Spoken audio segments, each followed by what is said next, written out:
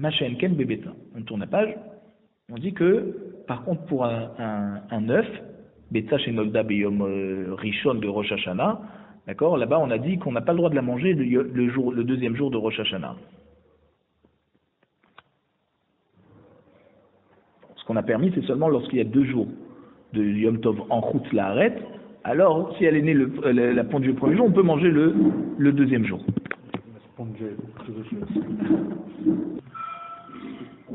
Donc, comme on a expliqué que les 2 jours de Rosh Hashanah, c'est une seule Kedusha, donc c'est pour ça que on ne doit pas s'autoriser le deuxième jour de Rosh Hashanah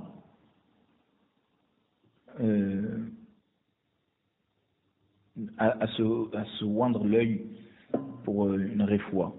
Mais c'est seulement pour Kvurat Hamet que là on a été Mekel. Pour enterrer un mort, c'était le deuxième jour de Rosh Hashanah, là on a permis que des Bnei Israël peuvent s'occuper de lui, on n'est pas obligé de faire ça par un goy. Alors, comment Amémar a permis le deuxième jour de Rosh Hashanah de se colorier l'œil? Puisqu'on a dit c'est que Kvurat Hamet. Alors Amémar il répond à la question de Ravashi. Amarle. Amémar il répond à Ravashi, il lui dit Anna kinehar de'ae svirali. Moi je pense comme les gens de Nehardea qui sont cholkim sur Rava.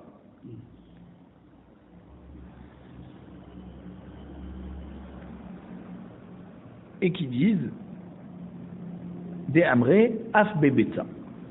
Et qui disent pas seulement se colorier l'œil, mais même un œuf qui a été pondu le premier jour de Rosh Hashanah, on a le droit de manger le deuxième jour. Donc pas seulement à propos de Kvurat Hamet, on a permis. Parce que moi je pense que le deuxième jour de Rosh Hashanah a le même dîme que le deuxième jour de Yom Tov en Chutz La'aretz. Le premier jour il est Kadosh, et le deuxième c'est une autre Kedusha, c'est Michamat Asafek. Donc, si c'est Michamat Asafek, je peux m'appuyer sur Rabbi Yehuda qui a permis que Marchiré Ochel Nefesh c'est moutar pendant Yom Tov, et donc on a le droit de se colorier autour de l'œil, même en fin de maladie où il n'y a déjà plus de danger.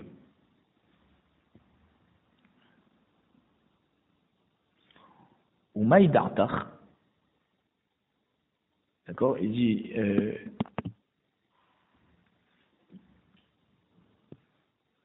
pourquoi tu as été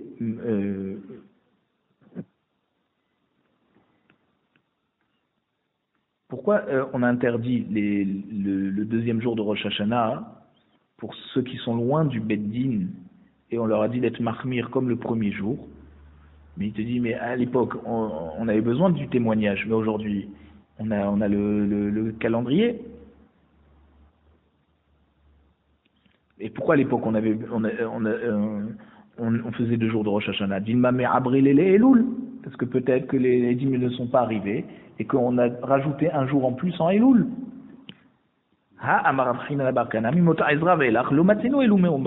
Voici que depuis Ezra, d'accord, Rabbi Hanan Abarkana, il nous dit depuis Ezra, qui a construit le deuxième temple, on a déjà plus de mois de Elul Me'ubar.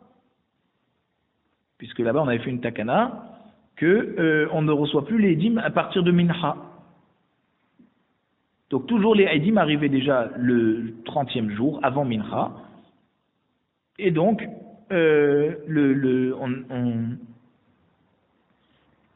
on pouvait dire que c'était Rosh Chodesh, sanctifier Rosh Chodesh. Et donc le premier jour de Rosh Hashanah, c'était lui qui était Minatora.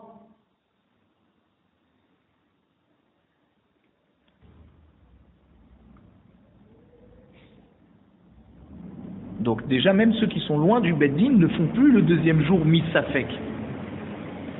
Donc on devrait autoriser Betsa, un œuf qui a été pondu le premier jour, ou aussi on aurait le droit de le manger le deuxième jour de Rosh Hashanah.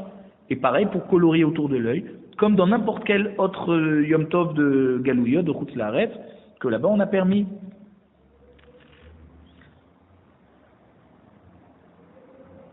Donc lui permet, effectivement.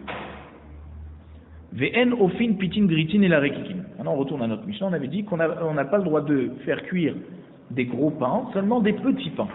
Parce qu'il y a trop de travail dans les gros pains, il faut éviter de se fatiguer pendant Yom Tov. Tanoura Banan. Chachamim nous enseignent dans le Braïta. Bet Shammai omrim en ofin pat rava bepetsach ou bet Hillel matirim. Bet Shammai te dit, on n'a pas le droit de faire un pain épais pendant Petsach et Bet Hillel te permet. Vekama pat ava, c'est combien de pain épais? Amar Ravuna, tefar. Jusqu'à un tefar, Bet Hillel ils te permettent. À peu près 10 cm.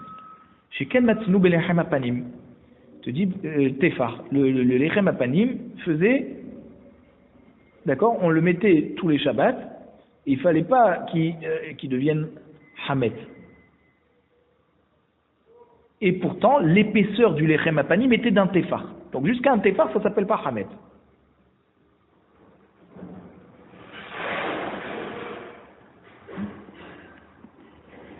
Matkif la Rav Yosef, Imam Roubi Zrizin, Yom Roubi Shenan Zrizin. Rav Yosef, il demande à Ravuna, il te dit, mais comment tu peux apprendre du Lechem Apanim? Le Lechem Apanim, qui c'est qui s'en occupait? C'était la famille Bet Garmou, qui était très expert dans la Melacha, il savait très bien comment faire un pain qui arrivait jusqu'à un tefar sans gonfler, sans devenir Hamet. Nous, on sait faire ça. Comment tu te permets de permettre à tout un chacun de cuire du pain jusqu'à un tefar? Imamrou pat amela. Et en plus, ce qui était permis dans le lechem apanim, c'était pat amela, une pâte, d'accord, on faisait un pain à partir d'une pâte qu'on avait beaucoup pétrie. Il fallait la pétrir, ça veut dire 300 fois. « 300 fois, il faisait sa main, il faisait passer sa main dessus, et 500 fois, il donnait des coups avec ses doigts, avec son poing. Donc c'est pour ça que là-bas, la pâte, elle ne gonflait pas.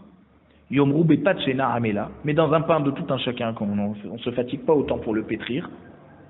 Alors comment tu peux dire que on va pouvoir le garder, ce qui ne gonfle pas? Encore une question. Imamrou be'etzim yeveshim, yomrou be'etzim lahim. Te dit, dans le lechem apanim, on avait le droit de le cuire qu'avec du bois sec. Pourquoi?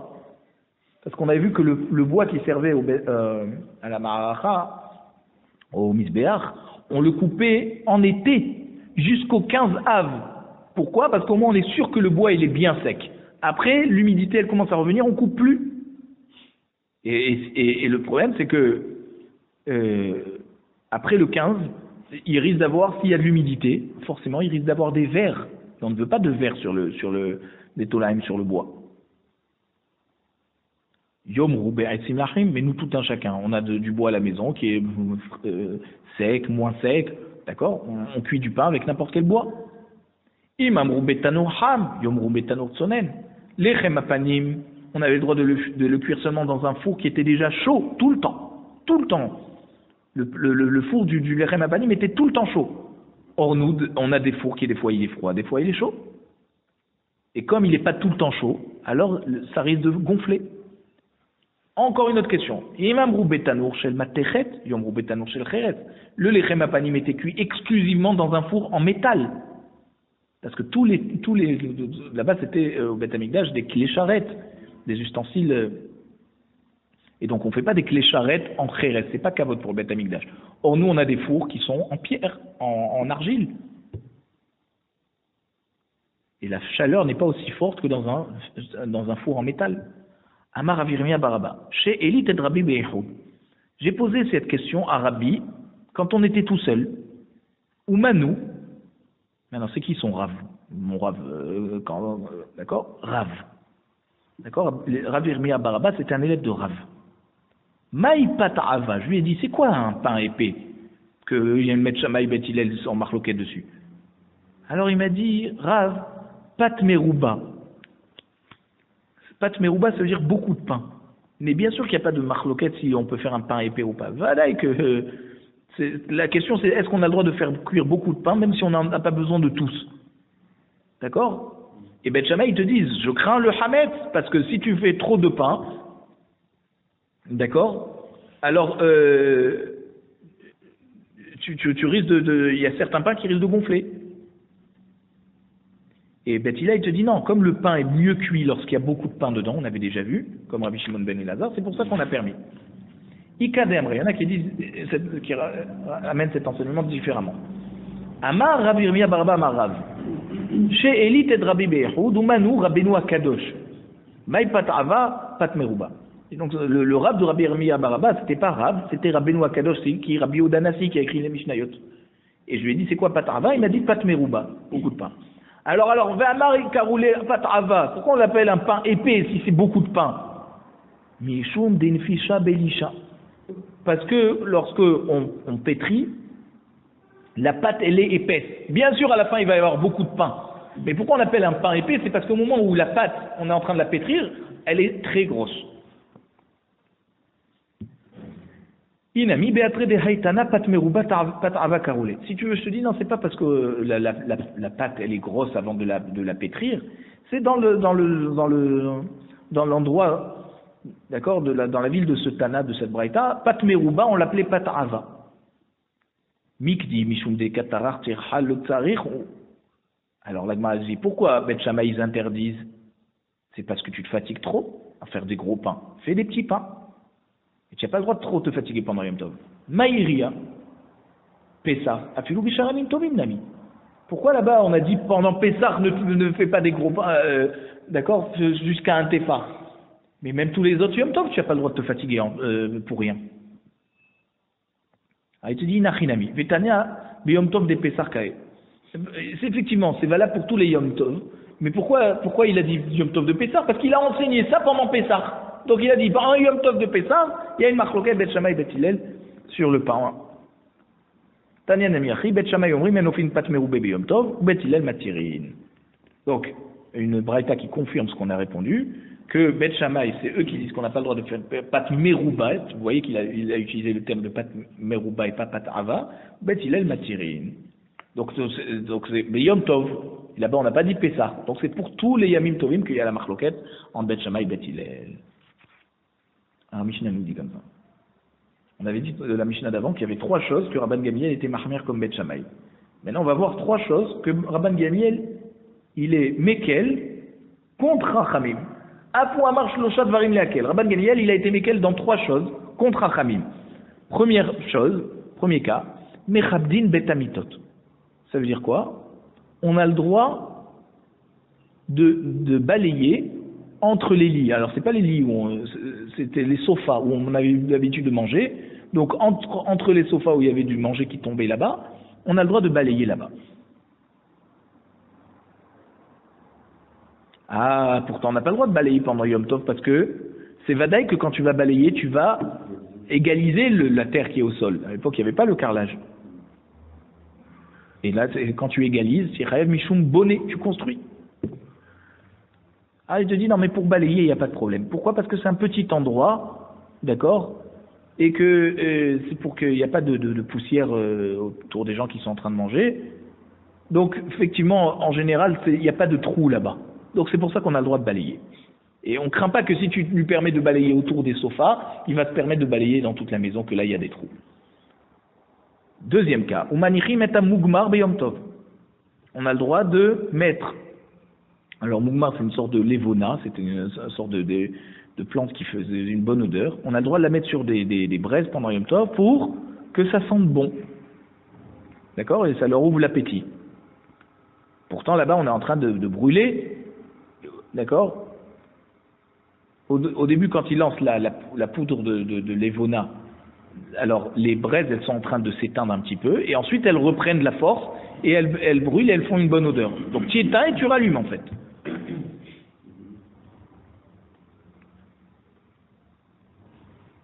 Mais Rabban Gamliel il a permis.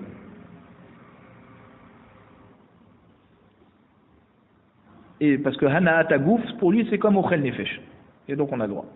Veut aussi une Gedi Mekoulas. On a le droit aussi de griller un mouton Mekoulas. Alors c'est quoi? C'est comme un mouton qui est armé. Hein. Imaginez quelqu'un qui est avec une armure sur lui. D'accord? Alors, quand on prend le mouton et on le grille quand il est entier, d'accord?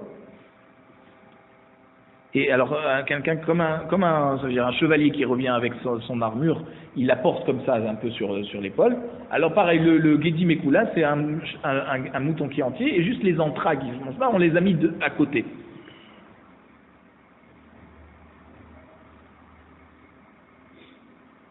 Belele Psachim. Il dit, on a le droit de faire ça pendant le soir de Pessah. Et Zecher les Korban Pessah, d'accord? Va Chachamim Osrim. Tout ça, Chachamim, ils interdisent. Pour balayer à côté des sofas, parce que tu risques de balayer dans toute la maison. Pour les Mougmar, on a dit, c'est parce que le profit qui ressort de ça, c'est pas Ochel Nefesh. Et donc, c'est pas tous les gens qui profitent de ça, seulement les gens Mefunakim, d'accord, ou celui qui a une mauvaise odeur, alors il met ça. Donc, ce qu'on a le droit pendant Yom Tov, c'est un tzorer c'est quelque chose qui est d'une utilité commune pour tout le monde. D'accord? Et Gedi Mekoulas, on n'a pas le droit parce qu'on n'a pas le droit de faire griller un mouton le soir de Pessah comme on faisait à l'époque du Beth Amikdash.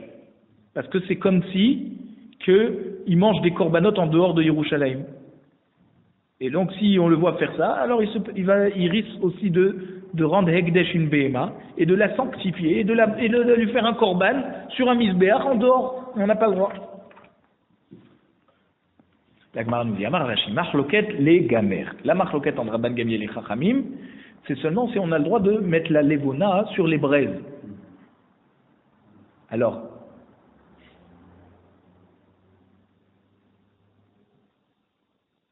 aval les hariyach, divra kol mutar. Alors, si en fait tu mets ce produit, cette levona, pour que tes vêtements ont une bonne odeur, là il y a une Machloket. Mais si c'est que pour une bonne odeur dans toute la maison, alors là, bien sûr, tout le monde est d'accord qu'on a le droit. Mais Tivé, alors on pose la question au Beth Midrash sur cette précision qu'il nous a donnée Ravasi. On dit, voici qu'il y a une braïta qui nous dit En mechabdin bet amitot beyom tov. On n'a pas le droit de balayer autour des sofas où on mange pendant Yom Tov. Donc comme Chachamim. Veshel bet Rabban Gamliel mechabdin. Par contre, Rabban Gamliel, dans sa maison, il s'est autorisé à faire ça. Amar, Rabbi Eliezer bar Tzadok. Rabbi Eliezer, le fils de Tzadok, il a dit Pe'amim harbe nichnasti achar Rabba les bêtes Rabban Gamliel. Plusieurs fois, je suis rentré derrière mon père, Rabbi Tzadok, dans la maison de Rabban Gamliel. Lo ayu mechabdim bet amitot beyom tov. Il ne balayait pas autour des sofas où on mange pendant Yom Tov. Et la mechabdin otam, mais erev Yom Tov ou porsim alem dinim. Il balayait erev Yom Tov et il mettait des draps autour de ces sofas pour pas que ça se salisse, des mahar chez Ochim Nichnasim, et le lendemain, pendant Yom Tov, lorsque les invités rentraient, mais salkin et asdinim, ils enlevaient les draps, venimtsa bait mitkabet be'elav, et là la maison était donc toute propre, automatiquement. Amroulo imken, ab beshabbat mutar la soken. Je dis, ah bon, alors comme ça, tu as vu, si c'est comme ça effectivement qu'ils faisaient chez Rabban Gamliel, alors même pendant Shabbat, on a le droit de faire ça. Tu balayes Erev Shabbat, tu mets des draps, et le jour de Shabbat, tu enlèves les draps. Après, on a dit, Ven manichim et mugmar biyom tov. D'accord, on n'a pas le droit de mettre le mugmar, cette fameuse levona qui me faisait une bonne odeur. Michel ben Rabban Gamliel manichin. D'accord, la Braïta nous dit, Rabban Gamliel se permettait de faire ça. Amar bi Elazar bar Tzadok. Pe'amim arbe nichnate achar Rabba le bet Rabban Gamliel. Velo ayu manichim et mugmar biyom tov. Et la mevi'in ardas kaot shel barzel. Ou me'ashenin otan me'erev yom tov. Ou pokekin nikvehem erev yom tov. Les mahar chez Ochin Nichnasim potrim et nikvehen im tzabaïm mitgamer me'elav. Amroulo imken av beshabbat mutar la soter. Alors vous voyez que Rabbi Eliezer bar Rabbi Tzadok, il nous dit non mais c'est pas comme ça. Moi je suis rentré plusieurs fois chez Rabban Gamliel avec mon père. Et qu'est-ce qu'ils faisaient? C'est pas qu'ils amenaient la levona et qu'ils la mettaient comme ça sur les braises pour mettre une bonne odeur. Non, ils amenaient des martot, donc des pelles trouées, d'accord? C'est ça ce qu'on appelle la ardas kaot, des pelles trouées en métal. Et on les faisait fumer. Donc ça veut dire on mettait dessus les bessamim et les braises, d'accord? Tout ça on faisait Erev Yom Tov. Et ensuite on bouchait les trous de Erev Yom Tov pour que la fumée ne s'envole pas. Le lendemain, donc pendant Yom Tov, quand les invités rentraient, on ouvrait les trous, d'accord? Et là, la fumée s'en allait. Et donc la maison sentait bon. Alors il dit, ah, si c'est comme ça, alors même pendant Shabbat, on a le droit. Non, il enlève Oui, mais il bouge pas la pelle en fait. Il enlève juste les trous pour que l'odeur s'envole.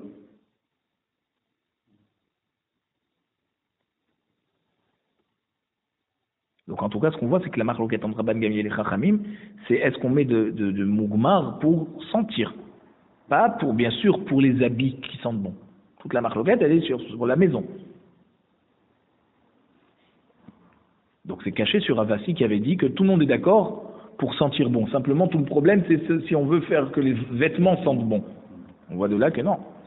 Et là, il est Hitmar. Donc si tu veux, je vais te dire ce que Ravasi a voulu préciser. C'est comme ça qu'il faut comprendre. Amar Ravasi, marloquette les hariyah. Toute la marloquette, elle est pour sentir bon. Aval les gamers, asso. Mais pour que les vêtements sentent bon, tout le monde est d'accord que c'est asso.